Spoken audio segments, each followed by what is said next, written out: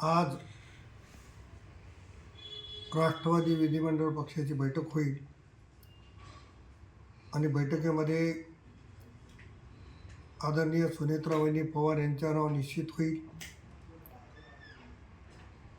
आणि त्यानंतर उपमुख्यमंत्री पदाचा शपथविधी होईल असं मला वाटतं. खरं तर मी आदरणीय वहिनींचं एक राष्ट्रवादीचा कार्यकर्ता म्हणून मनापासून अभिनंदनही करेन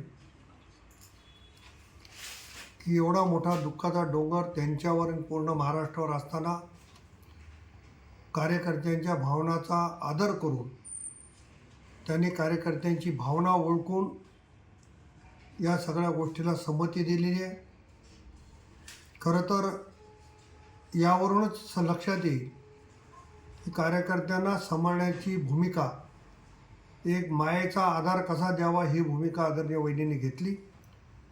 त्याबद्दल मी वहिनींचं नांदेड जिल्ह्यातील तमाम जनतेच्या वतीनं आणि राष्ट्रवादीच्या वतीनं आभारही मानतो की आमच्या सगळ्या भावना आपण ओळखल्या, आमचा अंतःकरणातला टाहो आपण ओळखला आणि दुःख बाजूला सारून माझा कार्यकर्ता, माझी राष्ट्रवादी, माझा महाराष्ट्र हे समजून आपण आम्हाला सर्वांना